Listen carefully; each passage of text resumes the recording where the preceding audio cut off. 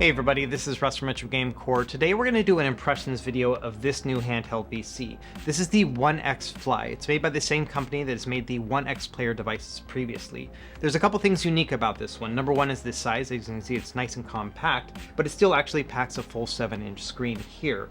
The other nice thing about it is that it has a 120 Hz refresh rate on the screen itself. And so the only other handheld PC that I've seen is the Asus ROG Ally that has that same refresh rate. And so I think that's going to be a pretty promising feature here with this device.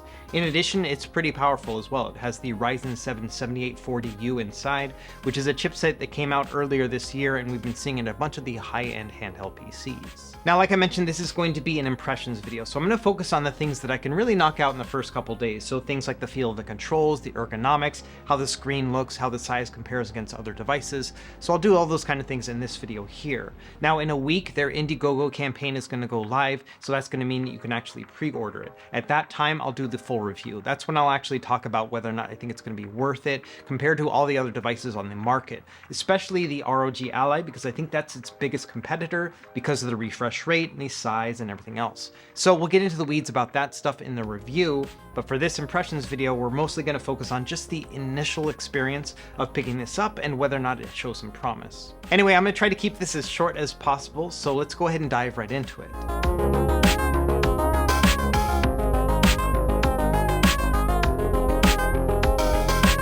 Okay, like I mentioned before, the pre-order page is not up yet, but you can sign up with your email address right here if you want to be notified next week when it does go live. Now, there's not a lot of information on this preview page here, but we do get a glimpse at some of the specs, and I'll go over these in detail in the full review. But you can tell from their early marketing materials here, they're really pushing that this thing is smaller and lighter than the Steam Deck and the ROG Ally. Now, the unit that I'm going to be testing here today is actually a prototype, so it is not a final version, and there are some things that are different from this from the final retail version that'll be coming out later on this year. In particular, this is not the final screen that they'll be using, and so we'll talk about that here later in this video. However, my first impressions here are pretty interesting. This thing looks a lot different than the other OneXplayer devices that I've reviewed before. For example, we have two different plastic textures. We have a shiny kind of glossiness here on the top and other parts, but then on the back and the front, we have that standard matte plastic that we've seen on a lot of other OneXplayer devices. Another thing that really surprised me is how rounded this device is compared to the more squarish devices they've released before. Now, I'm probably going to need more time with these plastics before I make a judgment, but it does appear that the plastics on both the matte and the shiny parts are going to attract a lot of smudging. And this is pretty common with a lot of the black devices on the market today. Now, as we start getting into the details here, I want to focus a lot on the controls. We're going to start with the analog sticks first. And these do appear to be the same as what you can find on the other OneXplayer devices, and they appear to be the same as you can find on a similar company called AOK Zoe and their devices too. And these sticks are using magnetic Hall sensors. Now, in terms of joystick caps, these are very similar to what you can find on PlayStation controllers, but quite a bit smaller. In fact, these sticks are quite small compared to the size of the device here. However, when it came to practical use, I found that I had no issues whatsoever when in actual gameplay. So yeah, I would say at face value, yes, these sticks are relatively small, but this is a smallish device as well. And so over the past couple days when I've been testing out this device, there was never a moment where I thought, man, I wish these sticks were bigger. And in terms of overall feel, yeah, they're nice and smooth as well. So I think in terms of size, it's fine, but I would say that the caps themselves just have a little bit of a sticky texture to them. And in fact, that's actually very similar to how it is on like the PS4 and PS5 controllers as well. So personally, I would have liked something that's a little bit more grippy and textured compared to what we're seeing here. Now let's move over to the D-pad, and this actually feels pretty good, and I think it has been updated from the previous OneXplayer devices. Now this does have a rubber membrane connection, but at least in my testing here, it did feel like it was a little bit more clicky than usual. I found in particular when using the cardinal directions, it was very precise feeling. And while the travel is relatively low, it still feels pretty good when you're going up, down, and left and right. However, when actually doing rolling motions, like from bottom to left or right, I did definitely feel like it was a little bit more shallow than I would like. So I decided to do just a tiny bit of investigation right here to see how it would play in a real-world scenario. And so a couple of the things I like to test are precision platformers like Celeste. This is usually my go-to standard game. And I gotta say that playing it on this D-pad was actually a really great experience. If I wanted to go left or right, I could do it no problem. Same thing with up and down, and the diagonals actually registered correctly as well. However, as I suspected, it is a little bit hard to do rolling motions. And so, for example, with Street Fighter 2 Turbo right here,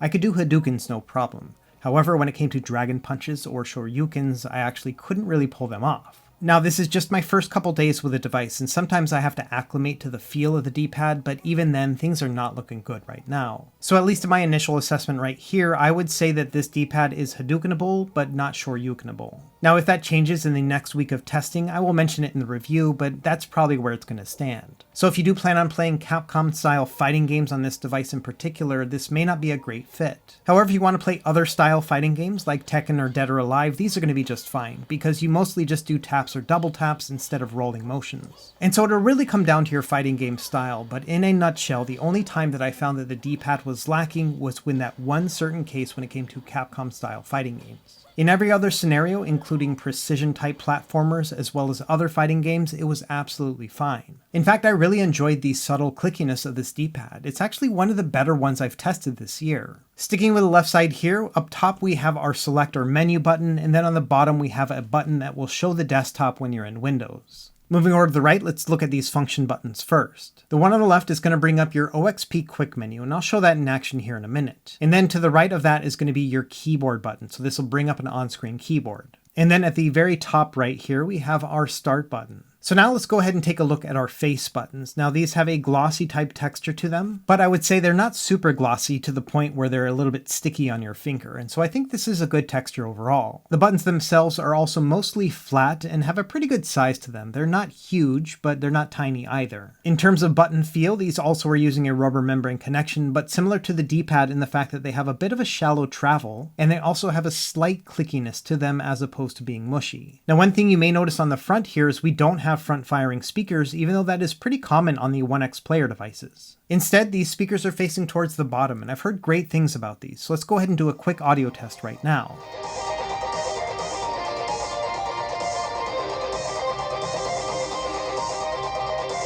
So yes, the sound here is actually really high quality. It is very deep and rich, and I think they've done a good job right here, especially focusing on the overall bass. Now one thing I also noticed in my initial testing here is that when you're holding the device, it actually sounds a little bit different. So let's go ahead and do another test when I'm actually holding it, and this actually sounds great too.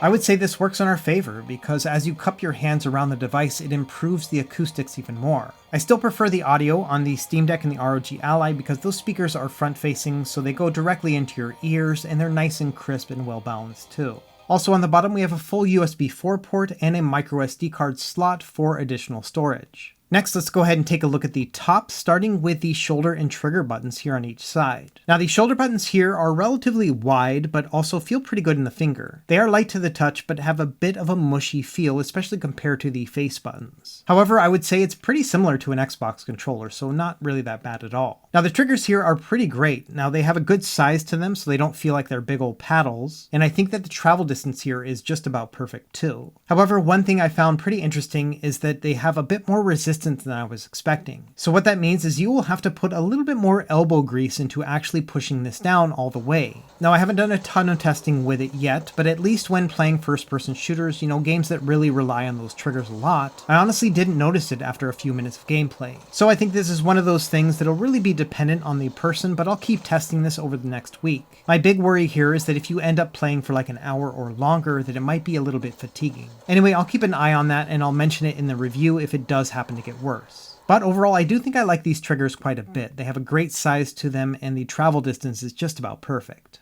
And I would say in terms of overall reach, nothing feels very cramped here, but everything is very easy to access. And so I do think it is a pretty comfortable device in that regard.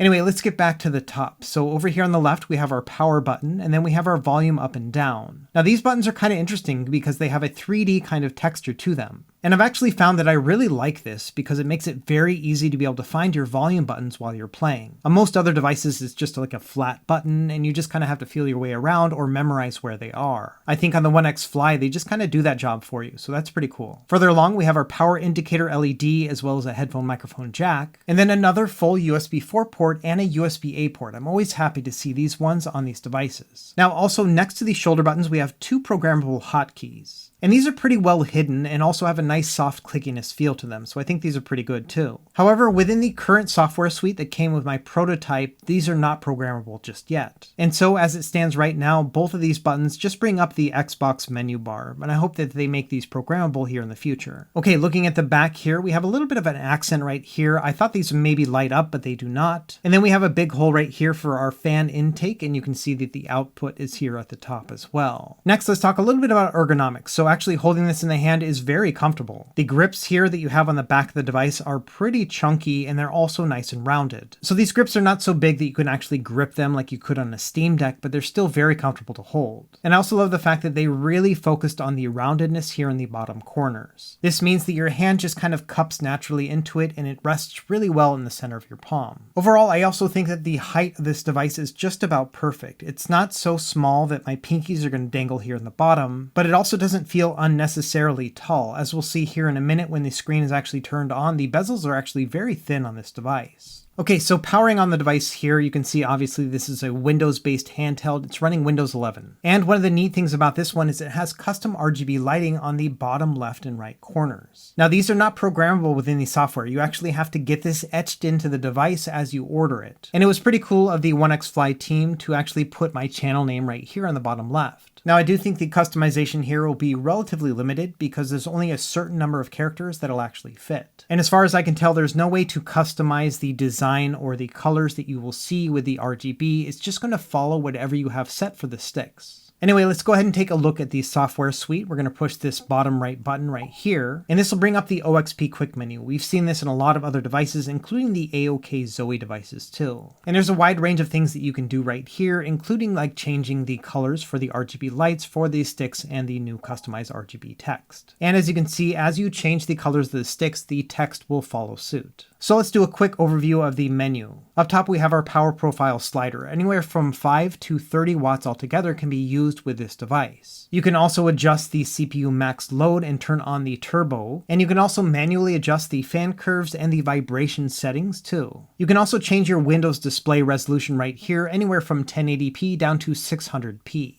And like I showed, you can also change your RGB lighting. Now, one of my favorite settings is here on the right. You can actually download and install certain tools that will help you with your performance profiles. And so once you have this downloaded and installed, it's going to show you this information here. You'll now be able to see your GPU and CPU load, but then also your battery life. In addition to seeing your battery percentage, you can also see the battery draw overall, as well as how many minutes are left on that battery charge. So this will be really handy if you want to watch your battery life while you're playing. You can also see things like your current power profile or TDP, as well as your frames per second. And so I think this is a really great tool, especially if you don't know how to set up something like MSI Afterburner. Also bear in mind here that I blew up the size of this. It's not going to actually be this big when you're playing it in the game. I just did that so it's easier to see here in this video. Either way, I found it to be a very handy tool, especially if you want to tweak your settings to be just right. Anyway, that's really about it for the quick menu. You can also adjust your brightness and volume settings on the fly right here. Now also on the bottom right, we have that keyboard button. So if you press that, it'll bring up the keyboard like this. Additionally, if you hold on to the turbo button for a couple seconds, it'll bring up the new OXP game launcher. And you can find similar software on other devices like the iNeo devices or the ROG Ally.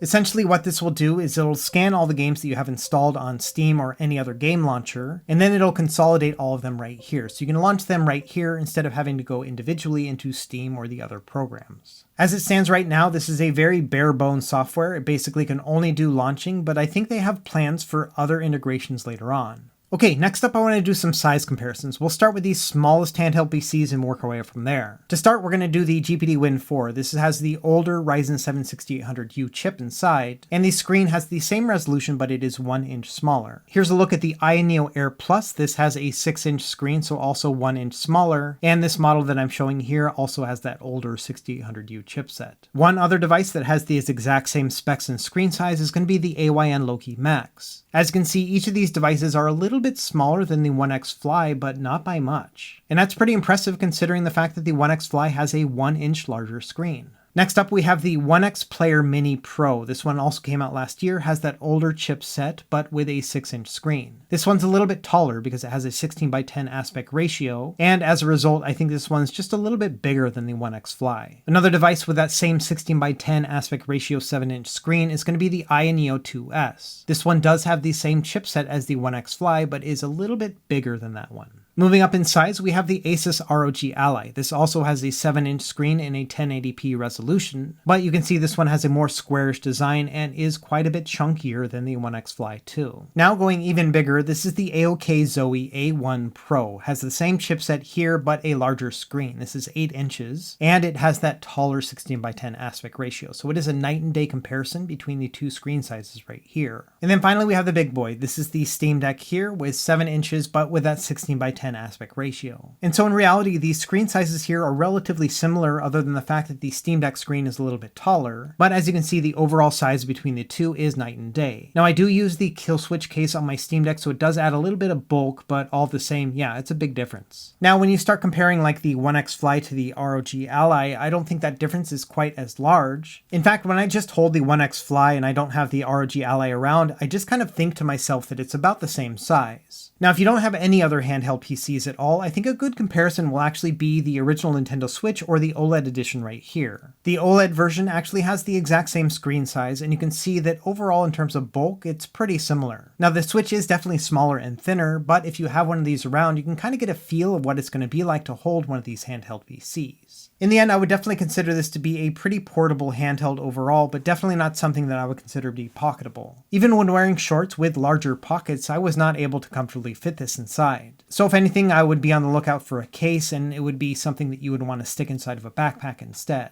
Next up, we're going to talk about weight. Now they advertise this as being 580 grams, but at least on my prototype unit, it's actually 595. But that's still relatively lightweight considering the size of the device. Among all of the handheld PCs that I've already reviewed, only the Neo Air Plus is significantly lighter at 515 grams. Everything else is very similar, like the AYN Loki Max, or it's just a little bit heavier, like the GPD Win 4. And same goes with the OneXplayer Mini Pro and the ROG Ally. These each are about maybe 20 grams heavier. But it is going to be quite a bit lighter than some of my heavier devices, like the Steam Deck. Now I still am using that kill switch case because this is how I actually use the device. But you can see here it's about a 200 gram difference. And when just kind of holding them in each of my hands, I can definitely feel that weight difference here. So if you do think the Steam Deck is too heavy, then I think the OneXFly will probably be a good alternative. Okay, now let's briefly talk about gaming because I did play this for a couple days, so I want to talk a bit about that experience. As with most of my other mini PCs, what I typically will do is just load everything into Steam. So what that means is I'll just download and install the games from my Steam library, and then now recently I've been using EmuDeck for Windows to put my retro games on here as well. And so at least here in my first couple days, I've built up a pretty good library of PC games and some retro classics that I want to do some testing with. So let's go ahead and jump into it. We'll start with some lightweight PC games like Horizon Chase Turbo. Now, as I started testing, one of the first things I noticed is that I was not able to actually hit 120 Hz with my prototype. However, after talking to the company, I learned that all the prototypes that are being sent out to reviewers actually only have a 60 Hz display. And it's kind of a bummer because I was really hoping to test out that feature, but as it stands right now, we may have to wait for the retail units to really test that one feature. However, I did confirm with the company that their 120 Hz panel will not have variable refresh rate and will also not be FreeSync capable. And that's also a bit of a bummer to me. We'll talk about that more near the end of the video. And so while you see here that I am getting over 60 frames per second, that's only because I turned the VSync off. And so for the rest of the games that I'll be showing in this video here, I'm going to be targeting 60 Hz just because that's what the panel can handle. And when it comes to just overall PC game performance, it was exactly in line to what I was thinking. I did install the latest official drivers from AMD that came out last week or the week before, and overall I'm seeing some great gameplay. So at the lower wattages, I am getting some great performance at around like 15 to 17 watts. And then if I want to push it really far, like say a full 30 watt TDP with Marvel Spider-Man right here, I can get an average of about 58 frames per second, which is pretty great. Honestly, I would just probably play this game at 40 frames per second and save some of that battery life. But either way, it's always nice to see that it is capable of high-end gaming. And I'll do more PC gaming in depth when I get to my review next week. And it's a similar story with emulation. I didn't test every single system, at least not just yet, but I did test some of my favorites. And when it came to like PS2 and GameCube, at about 15 watt TDP, I was able to play everything at 1080p and they all played great. And also at 15 watts, I found that many other systems played well, so for example Nintendo Wii U played just fine, and lightweight PS3 games played at a 15 watt TDP and did really well. And of course, if you want to bump it up to like harder to play PS3 games or even Nintendo Switch games, that's going to be all within the realm of possible with this system here. And like I mentioned, I'll do more thorough testing in my final review. But if anything, I can at least confirm that yes, the performance here is in line of my expectations when testing this chipset on other devices. Okay, I'm trying to keep this video short, so we're going to move on to the next section, and usually what I do is I talk about what I like and what I don't like, but I think it's too early for that right now. So instead, we're going to play green flags, red flags. That basically means the green flags are going to be things that I can confirm are going to be great on this device. And then the red flags are going to be things that I have a little bit of an issue with, or they may be unknown at least right now. So we're going to start with the green flags. Number one, I like the size of this device. It feels really good. I think it's not too tall, not too wide. So if you are looking for a smallish handheld PC, I think this is going to fit the bill. I also think the ergonomics on this device are great. I love the fact that it's really well rounded. It is one of the more comfortable devices that I've used in a handheld PC space. I also think that the overall controls here are well above average. There are a couple minor things, like for example the resistance on the triggers and the ability to roll the D-pad, but overall I was pleasantly surprised with the improvements they made here over their previous models. I also think the audio quality here is a big step up from their previous models and then also other competitors like from Ioneo. Performance here is also great. It is a well-known chipset at this point. The 7840U can basically play just about everything. And finally, I'll go into detail in my final review about this, but we do have a 48 watt-hour battery. That's 20% larger than the Steam Deck and the ROG Ally.